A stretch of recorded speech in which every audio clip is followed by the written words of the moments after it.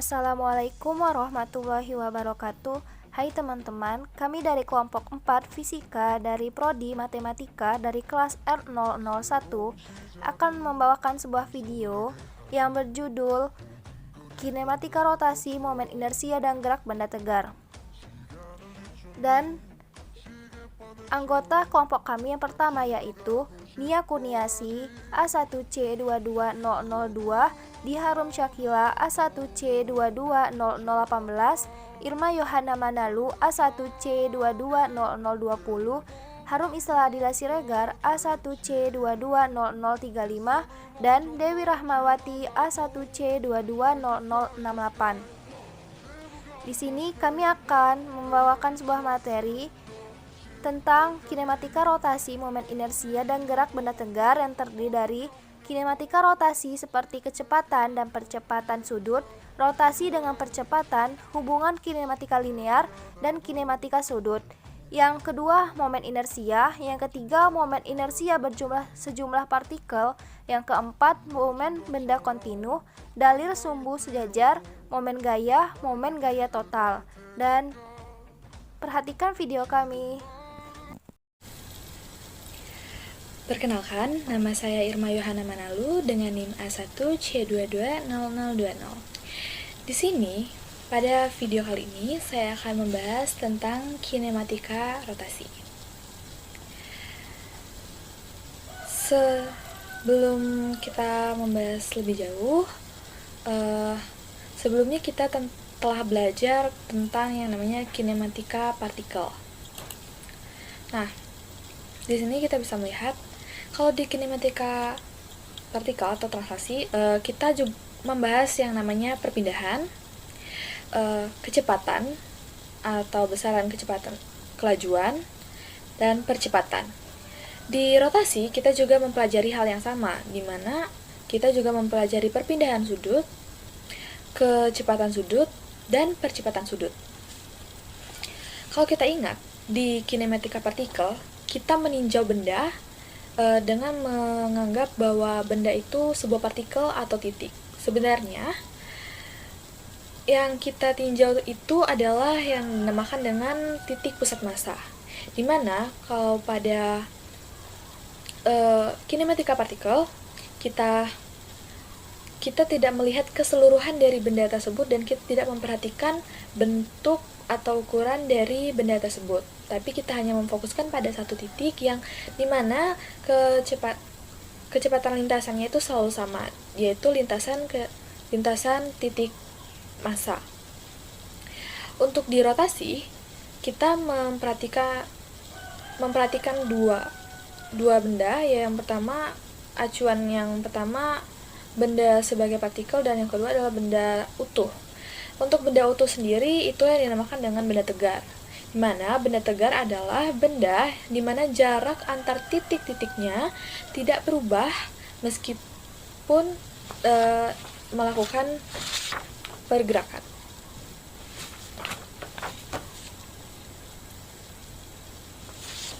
Selanjutnya, untuk rotasi, ini masih kinematika rotasi, jadi kita tidak memperhatikan apa ada penyebab benda tersebut berotasi, dan kita masih menganggap benda itu berupa partikel. Sebagai contoh, kalau saya merotasikan benda ini, kita tidak akan melihat setiap titik dari benda ini, melainkan hanya memfokuskan pada satu titik. Kalau kita gambarkan, bisa dilihat di gambar ini, ya. Misalkan kita memfokuskan pada titik ini, itu juga menggambarkan titik-titik yang lain pada benda ini. Jadi kita hanya perlu meninjau satu titik. Misalkan benda ini berotasi ke arah sini, ya. Jadi awalnya titik itu ada di sini, berpindah ke sini pada selang waktu tertentu, kita sebut saja dt, dan perpindahan ini kita sebut dsi. Nah, selain ini yang berpindah, posisi titik ini yang berpindah, ada juga perpindahan sudut, yaitu kita sebut saja d theta. Kalau kita melihat dari penggambaran perpindahan partikel ini, kita mengingat di matematika yang namanya konsep juring. Bisa dilihat di sini, di mana busur ini dapat kita lambangkan dengan delta S, lalu ada jari-jari, dan ini ada delta T. Kalau di matematika, delta S ini merupakan hasil kali dari R dikali dt. d theta, maaf. Dengan melihat kemiripan ini, kita juga bisa membuat hubungan dari perpindahan yang dilakukan oleh partikel ini. Jadi perpindahan ini bisa kita samakan dengan busur yang ada di juring tadi, menjadi DSI sama dengan RI, di mana RI adalah jarak dari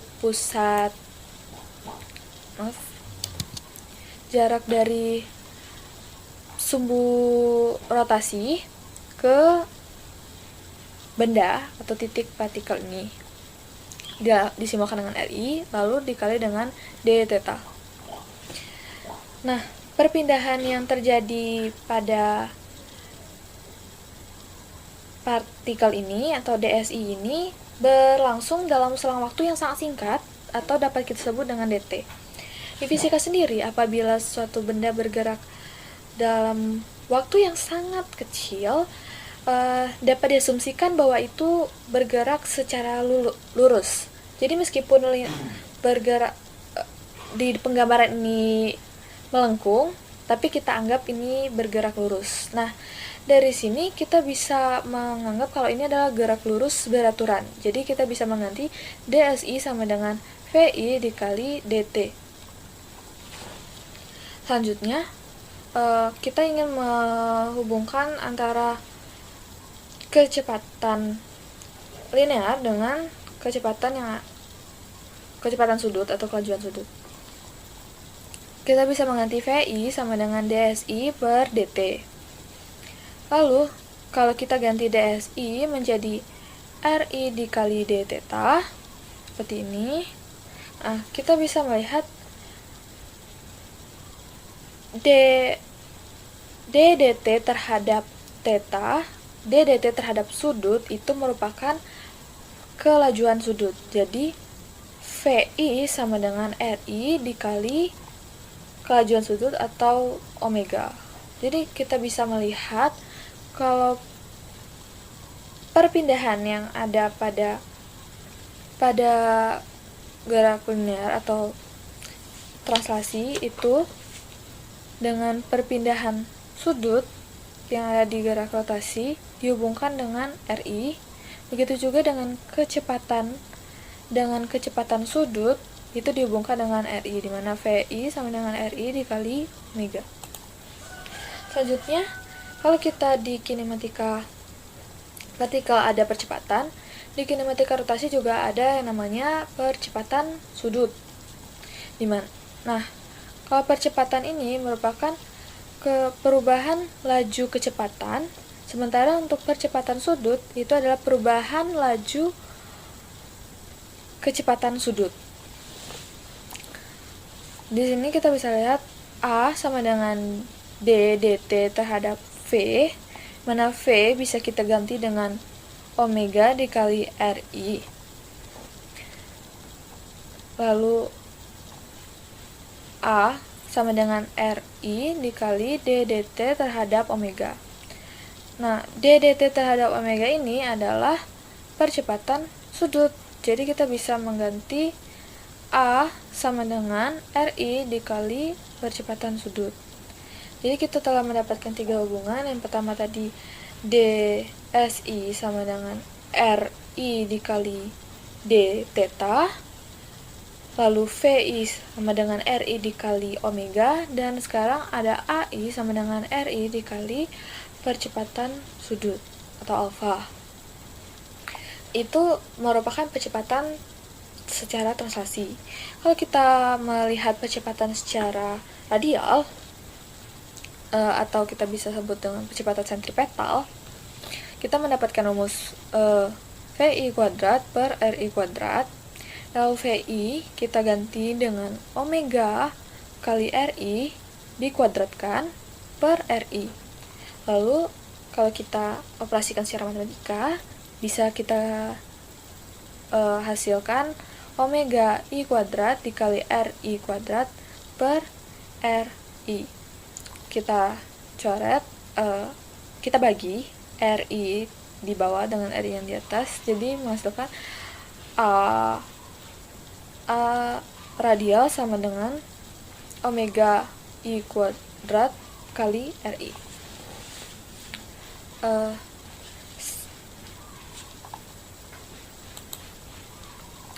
Sekian penjelasan saya tentang percepatan dan perpindahan pada kinematika rotasi.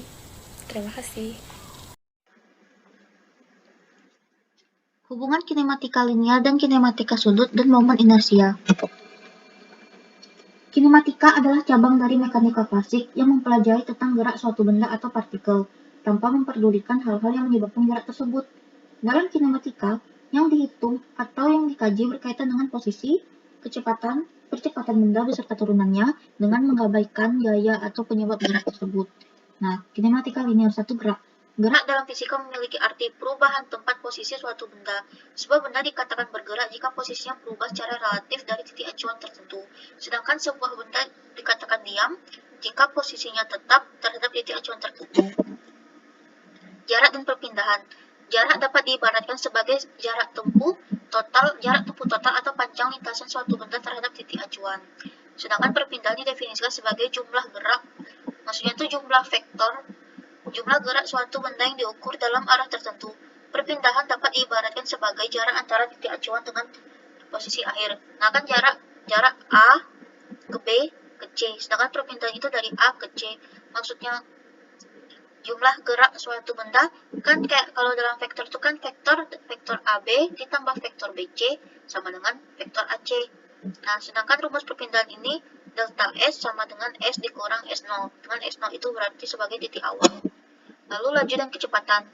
Laju adalah jarak yang ditempuh per satuan waktu dan merupakan besaran skalar atau hanya memiliki nilai. Sedangkan kecepatan adalah perpindahan yang ditempuh per satuan waktu dan merupakan besaran vektor, memiliki nilai dan juga arah.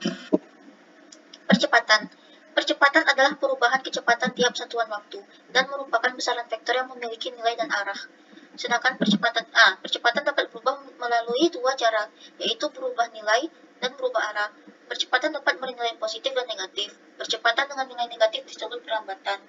Kalau misalnya awalnya suatu percepatan bergerak ke arah kanan, lalu ada percepatan naik ke arah kiri, berarti yang ke arah kiri itu nilainya minus dan itu perlambatan. Nah, rumus percepatan ini sama dengan delta V per delta T. Kecepatan akhir dikurangi kecepatan awal per selang waktu. Lalu gerak lurus beraturan. Gerak lurus beraturan adalah perubahan posisi benda atau gerak benda yang memiliki kelajuan atau kecepatan yang konstan, tidak mengalami percepatan alias A-nya sama dengan 0, dan merupakan gerak lurus yang sederhana. Nah, ini adalah grafik terhadap waktu dan jarak. Nah, GLB ini rumusnya simple, yaitu cuma delta X atau bisa juga dibilang S sama dengan V kali T, kecepatan dikali waktu. Gerak lurus berubah beraturan. Gerak lurus berubah beraturan adalah sebuah gerak lurus yang mengalami perubahan kecepatan atau mengalami percepatan yang konstan alias tidak berubah-ubah, alias delta V-nya tetap terhadap waktu. Nah, lalu untuk mencari kecepatan dari suatu gerak GLBB digunakan rumus V sama dengan V0 ditambah AT, dengan V adalah kecepatan atau kecepatan akhir, sedangkan V0 itu kecepatan awal, A adalah percepatan, dan T adalah waktu. Sedangkan untuk mencari perpindahan digunakan rumus delta X sama dengan V0T ditambah setengah AT kuadrat. Delta X ini adalah jarak, atau bisa juga dibilang S. Itu V0 tadi seperti dibilang kecepatan awal, T adalah waktu ditambah setengah percepatan dikali waktu yang dikuadratkan. Lalu, sama sih dengan delta X ini. Untuk mencari perpindahan dari kasus yang lebih umum digunakan kasus digunakan rumus X sama dengan X0 ditambah V0T ditambah setengah AT kuadrat. Bila hanya diketahui kecepatan dan perpindahannya saja, digunakan rumus V kuadrat ditambah V0 kuadrat ditambah 2 dikali percepatan dikali X, 2 dikali AX. Berbagai macam GLBB. 1. Gerak vertikal ke atas. Gerak vertikal ke atas adalah gerak benda secara lurus ke atas.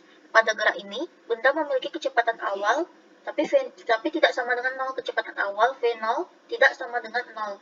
Tetapi, karena gerak benda berlawanan arah dengan arah percepatan gravitasi, maka benda diperlambat oleh gravitasi. A sama dengan minus G. A sama dengan minus G. Akibatnya, rumus gerak vertikal ke atas menjadi Vt sama dengan V0 minus G dikali T. Atau V0 ditambahkan, itu Vt kuadrat sama dengan V0 kuadrat dikurang 2G kali H. Itu kalau untuk mencari tinggi, H sama dengan V0 dikali T dikurang setengah GT kuadrat. Vt adalah kecepatan setelah per detik, V0 adalah kecepatan awal, T adalah waktu, G adalah gaya gravitasi, dan H adalah ketinggian. Berbagai macam GLBB. Gerak vertikal ke bawah. Nah, gerak vertikal ke bawah adalah gerak benda secara lurus ke bawah. Pada gerak ini, benda memiliki kecepatan awal, tapi tidak sama dengan 0, dan karena gerak benda searah dengan arah percepatan gravitasi, maka benda dipercepat oleh gravitasi. A sama dengan G. Kalau yang tadi kan A sama dengan minus G, kalau sekarang A sama dengan positif G. Akibatnya, rumus gerak vertikal juga menjadi Vt sama dengan V0 ditambah GT, yaitu Vt kuadrat ditambah V0 kuadrat ditambah 2GT, dan H sama dengan V0T ditambah setengah GT. Lalu gerak jatuh bebas. Gerak jatuh bebas mirip dengan gerak vertikal ke bawah, hanya saja tidak memiliki kecepatan awal atau V0-nya sesama dengan 0. Nah, karena V0-nya sama dengan 0, berarti yang tadi Vt sama dengan Gt. Vt kuadrat sama dengan 2GH, dan H sama dengan setengah Gt kuadrat. Saya Dewi Rahmawati dengan NIM A1C220068 akan menjelaskan tentang momen inersia sejumlah partikel dan momen benda kontinu. Yang pertama, momen inersia sejumlah partikel. Jika suatu sistem yang mengandung sejumlah partikel, maka momen inersia total sistem tersebut merupakan jumlah momen inersia masing-masing partikel. Momen inersia total sistem merupakan besaran skalar, sehingga penjumlahannya dapat dilakukan secara aljabar. Sebelum itu, kita harus mengetahui dulu rumus umum dari momen inersia, yaitu I sama dengan M dikali R kuadrat, di mana I merupakan momen inersia, M merupakan massa partikel, dan R merupakan jarak partikel ke sumbu putar. Perhatikan gambar di samping. Gambar di samping menunjukkan ada beberapa partikel, sehingga momen inersia untuk sejumlah partikel atau momen inersia total sistem tersebut merupakan I sama dengan I1 ditambah I2 ditambah I3 ditambah IN, di mana N merupakan banyaknya partikel, atau I sama dengan sigma I. Lalu perhatikan kembali gambar di samping. Terlihat pada gambar bahwa benda terletak pada posisi sembarang. Jika benda terletak pada sembarang posisi, maka pilih sumbu putar sejajar dengan sumbu Z. Maka jarak tegak lurus benda ke sumbu putar adalah X sama dengan R kali sin theta, atau X harga mutlak dari K kali R. Sehingga momen inersianya adalah I sama dengan M dikali X kuadrat, atau I sama dengan M harga mutlak dari K kali R yang dikuadratkan. Jika sumbu putar sejajar dengan vektor sembarang R, maka vektor satuan searah sumbu putar, yaitu R topi sama dengan vektor R per R besar. Untuk jarak benda ke sumbu putar adalah X sama dengan harga mutlak R topi dikali R kecil.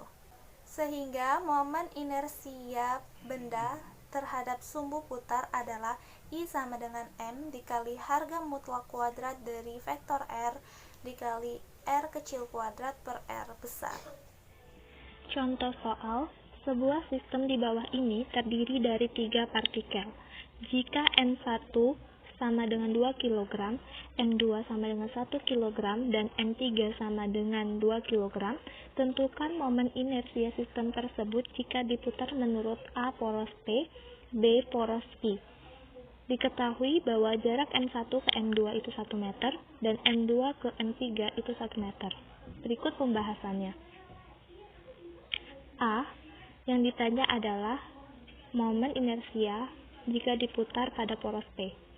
Maka IP sama dengan M1 dikali R1 kuadrat ditambah M2 R2 kuadrat ditambah M3 R3 kuadrat sama dengan 2 kali 0 kuadrat ditambah 1 dikali 1 kuadrat ditambah 2 dikali 2 kuadrat. Itu sama dengan 9 kg meter persegi. Yang B, yang ditanya adalah momen inersia jika diputar melalui poros I. Maka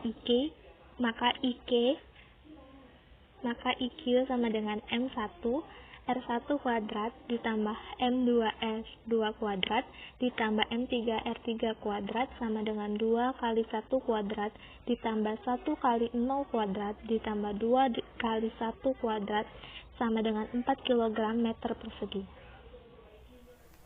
Momen benda kontinu. Momen inersia pada benda-benda kontinu seperti tongkat, bola, dan silinder tidak dapat dilakukan dengan penjumlahan biasa, namun harus menggunakan cara integral. Perhatikan gambar di samping. Momen inersia pada benda kontinu dapat dirumuskan sebagai berikut. I sama dengan delta M1 dikali R1 kuadrat ditambah delta M2 dikali R2 kuadrat ditambah delta MI kali RI kuadrat, atau I sama dengan sigma delta MI dikali RI kuadrat, di mana I merupakan banyaknya partikel. Jika delta M sama dengan 0, maka penjumlah berubah menjadi integral. Namun harus dilakukan beberapa perubahan seperti delta M berubah menjadi dm, R berubah menjadi R, sigma berubah menjadi integral, sehingga momen inersia dirumuskan sebagai berikut. I sama dengan integral dari R kuadrat dm. Contoh soal, sebuah batang homogen yang panjangnya L diputar pada bagian tengah dari panjangnya seperti terlihat pada gambar di samping. Tentukanlah momen inersia batang jika panjang batang L dan massa batang tersebut M. Anggap kerapatan batang homogen atau seragam. Pembahasan. Karena benda homogen atau kerapatan seragam dan benda ini bersifat kontinu, momen inersia benda dapat dihitung dengan persamaan momen inersia untuk benda kontinu. Misal, elemen massa dm sepanjang dx, maka dm sama dengan adx. Untuk A sama dengan m per L. I atau momen inersia sama dengan 2 integral dengan batas atas L per 2 batas bawah 0 dari R kuadrat dm. I sama dengan 2 integral dengan batas atas L per 2 batas bawah 0 dari X kuadrat ADX. I sama dengan 2 dikali 1 per 3 AX pangkat 3 dengan batas atas L per 2 dan batas bawah 0. Maka I sama dengan AL pangkat 3 per 12. Dengan mengganti A dengan M per L, akan didapatkan persamaan momen inersia sebagai berikut. I sama dengan M L kuadrat per 12. Saya Diah Arum Syakila dengan NIM A1C220018 akan menjelaskan materi fisika dasar tentang dalil sumbu sejajar dan momen gaya. Yang pertama, kita akan membahas tentang dalil sumbu sejajar.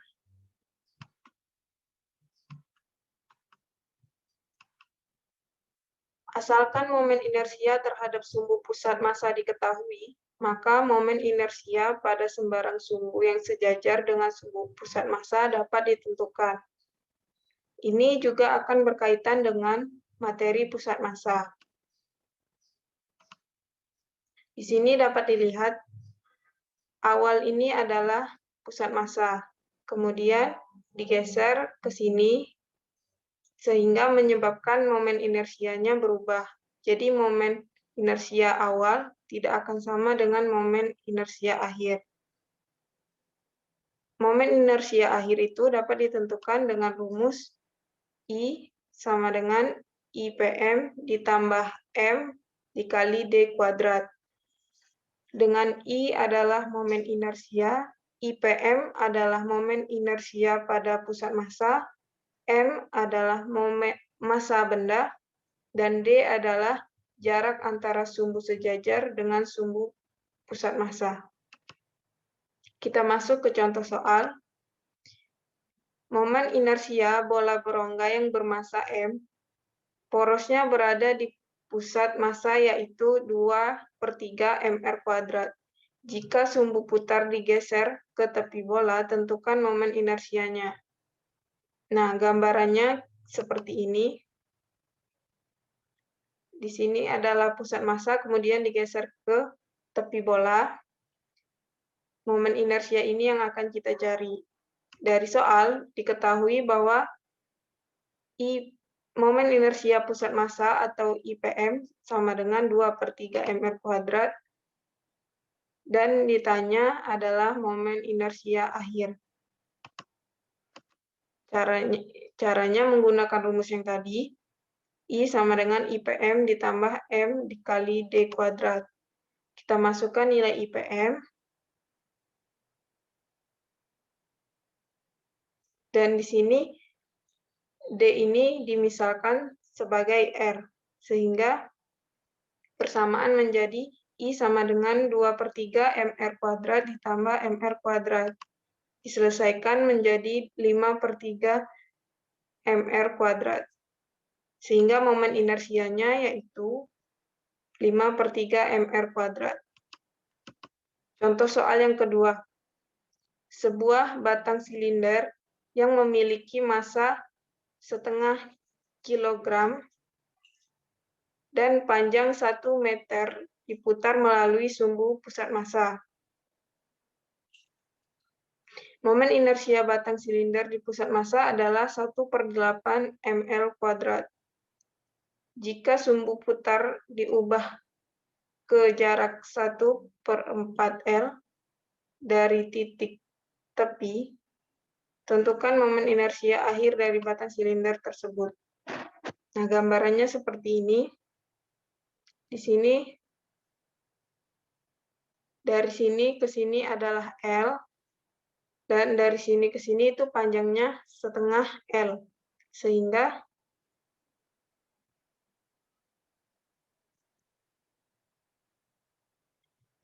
dari awal dipindah ke akhir itu panjangnya 1/4 L.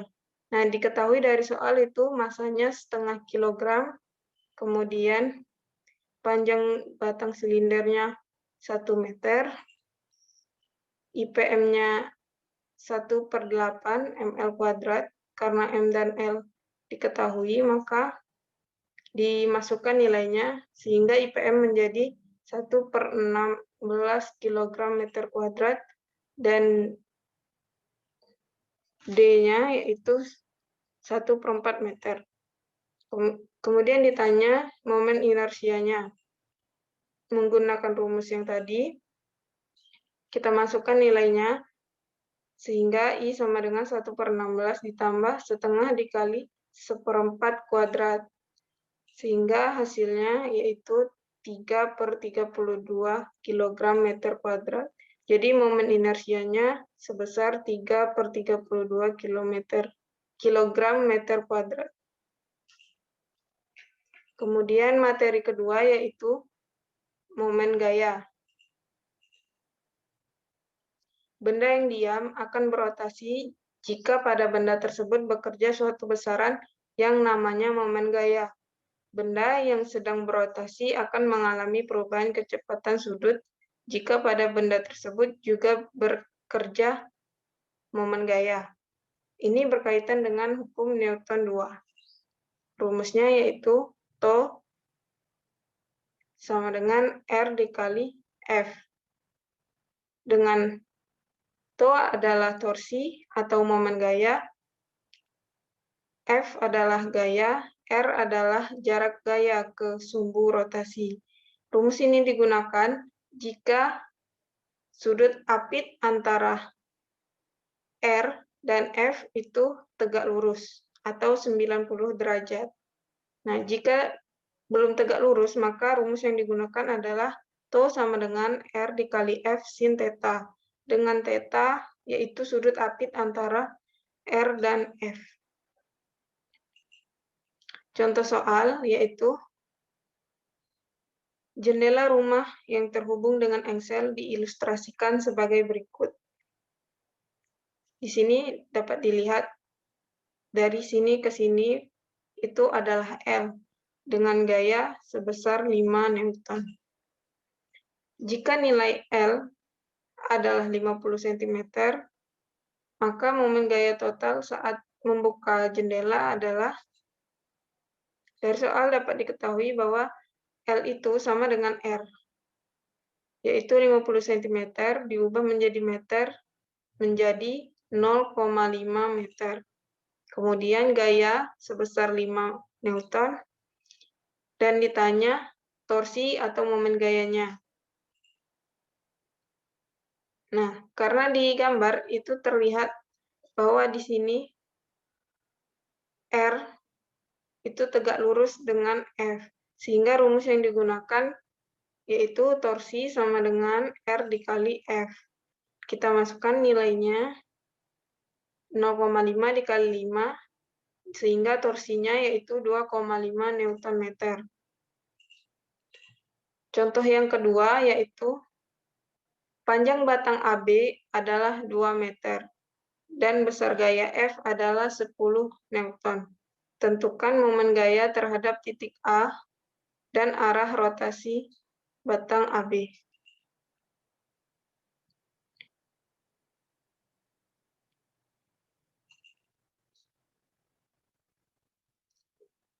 Gambarnya seperti ini. Kemudian diketahui R sama dengan 2 meter, F sama dengan 5 Newton, dan θ-nya sebesar 60 derajat. Kemudian ditanya besar momen gayanya. Nah, karena di sini R dan F itu tidak tegak lurus, maka digunakan rumus torsi sama dengan R dikali F dikali sin theta. Kemudian dimasukkan nilainya, sehingga diperoleh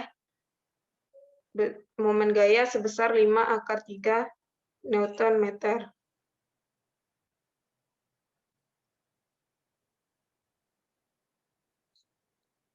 Nah, arah rotasinya yaitu karena positif,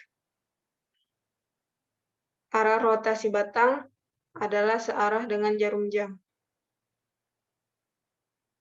Mungkin sekian yang dapat saya sampaikan. Terima kasih.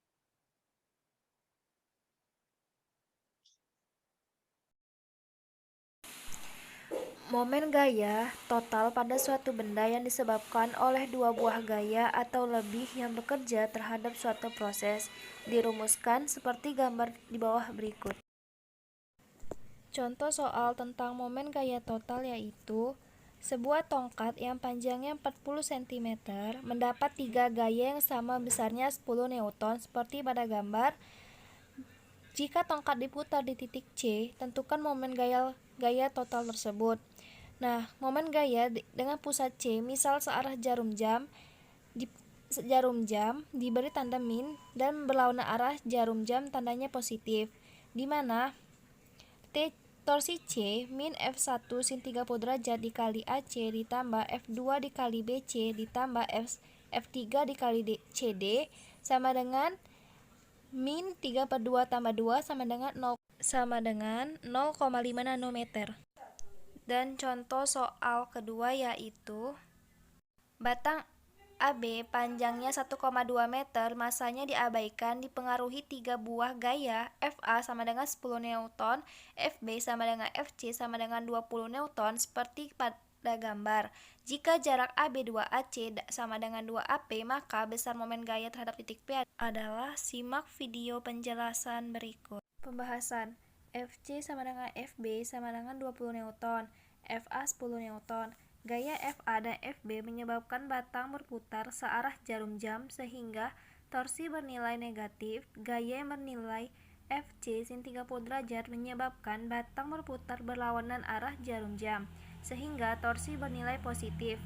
Pada batang tersebut adalah FA berputar searah jarum jam dan FB berputar searah jarum jam dengan panjang batang 1,2 meter dan panjang batang CB sama dengan 0,6 meter dan panjang batang BC sama dengan 0,3 meter dan panjang batang AP sama dengan 0,3 meter.